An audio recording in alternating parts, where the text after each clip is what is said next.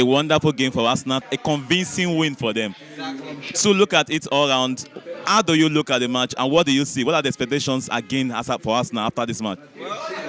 I would say that the game is all over. The whole competition, the Premier League is, for me, it's all over. We are 10 points behind, and obviously I know that Liverpool is not here to come and sleep. And I can see that Chelsea won. I can by sheer luck, I would say, because everybody is actually tired. But at least kudos to them. They tried their best. At least a comeback is always a comeback, and a win is always a win. So I would say that Arsenal will continue whatever they are doing.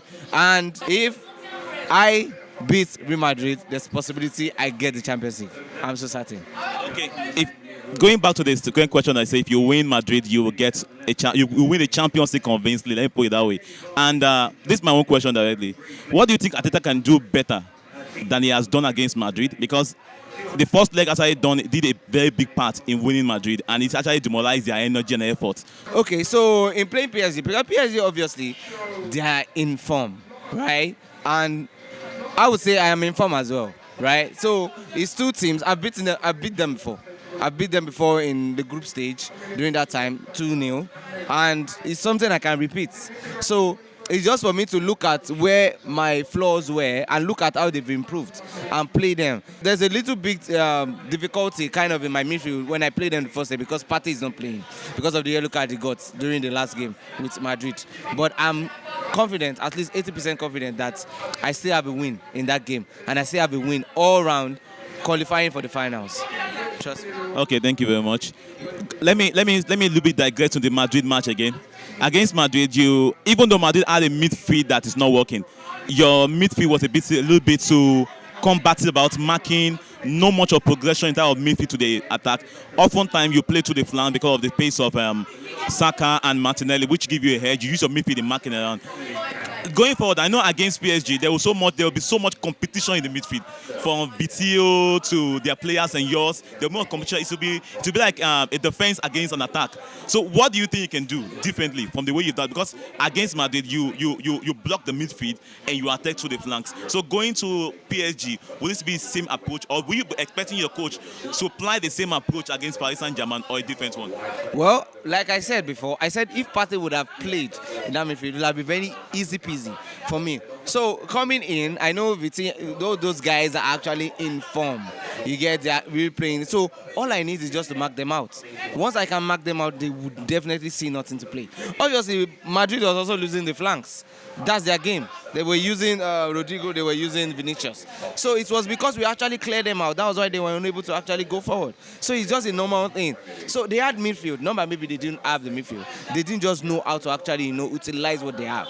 You get, at that moment. They are not informed. It's a normal thing. They've been collecting Champions League. They've been winning the Champions League for a while. And luckily for them, well, let me just say, this is not their time anymore. So probably if they come back next season, they might be the Madrid that we know. But for now, nothing. So they are all gone in competition. I don't even want to talk about it because to me, I beat them home and away. Nobody can come and tell me that, oh, you didn't play well. But even the commentator, doing that, they said that we have to give Arsenal their accolades, that they did play well, both first leg and also the second leg. So that is aside. I've done that. I've cleared that bill. I don't have to go back to the bill I've cleared.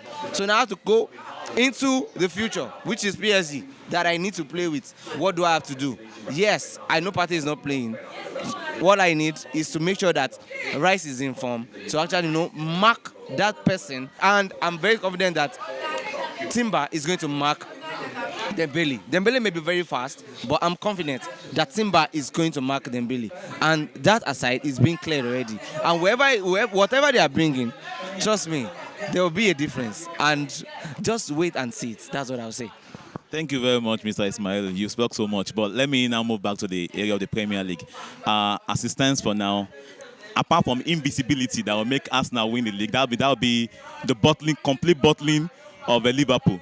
But now this is what it is. Arsenal is second on the table, and it's almost cemented like Arsenal will be second. Going forward, what do you think Arteta can add to that team to make them champion? Because obviously second is not what Arsenal fans actually want, but they want to win the league. apart from the Champions League, the league is one paramount thing that some Arsenal fans want. Even Arsene Wenger himself has actually applied to actually win the league for this. So what do you think we can do? What are the things he can add to that squad? A strong squad that's add to win the league convincingly next season. Well, I would say obviously a striker, and thank God we have a new sporting director, and which he has said that they are going to sign a lot of players. So I'm actually anticipating to see the kind of new players they want to bring into the team. The same energy they've imbibed through the years, because he said he hasn't. He said when he came in, he said he has it's a 5-stage plan. So I think he's at the 4th stage already. So he's going to the 5th stage. So nobody knows Arteta's plan. He has everything orchestrated to himself. So I would say that I have to be patient to look at what. But me, from the onset, I've always believed in him, right? And for me to say this guy is a very good manager, he doesn't have a striker. He's in the semi-finals of the Champions League. That is like the League of Legends. He's there at semi, and he doesn't have a striker. He's second in Premier League. He still doesn't have a striker, and he's still scoring, and he's still there. And people with strikers are still chasing him to actually. And you're telling him this guy is not good. Come on now, don't let us be sentimental. This guy is actually good. So all I need is that no matter what they say, humans will always be humans, and your behavior will always be your behavior. So I believe that he has learned the lesson this season. He's going to get a new striker. If you look at it two seasons ago, we had Balogun, we had Nketiah, we were even trying to offload one. And now look at it this season, we had just one striker. We had to, place Havertz as the second striker. So it didn't work for us, yes, because from the beginning, if we had a striker, if we had bought Nunes, there would have been problem for Liverpool at the moment like this. But it did not. I don't know why. Only him knows why. So for me, I feel like this season is going to be very, very different. This new season coming, he's going to get a lot of players. He's going to buy a lot of players. He's going to get a lot of players, and whatever players he's getting, he's going to get strikers. Okay, so when he gets striker, for me, I feel like you should get Osimhen. Osimhen is actually my favorite. So if you get Osimhen, that guy has the whole energy. I was watching his highlights the other day. That guy has every energy to play in football. So for me, if he gets Osimhen, fine. I haven't watched Sexo that much, but I've watched his brain for a few times. He's actually exceptional, but not as what I see as a prolific striker. Do you get? But not like Osimhen. If Osimhen scores, if Osimhen plays, you know an impact in the game. So that's what I know. Thank you very much. Let me ask you one more question. This one more.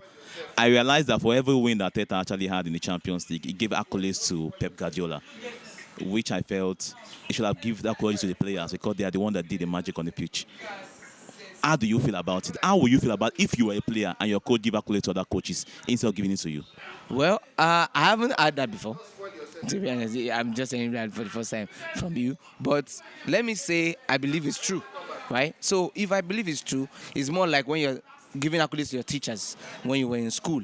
You get, I'm giving accolades. Oh, my teacher. It's not maybe it's my parents that paid for my school fees, right? But they were not the one that taught me. So in this sense, I feel that is what he's doing. He's giving accolades to his teacher. Do you get? So it's just like a teacher to a student kind of a thing, and giving accolades. Oh, wow, you really trained me well, and I'm seeing the impact. You get? So it's more like me being successful in life and telling and saying, oh, my lecturers did well, or probably my teachers did well. So that's what I can say. There's no problem, man. Thank you very much, Mr. Thank you very much.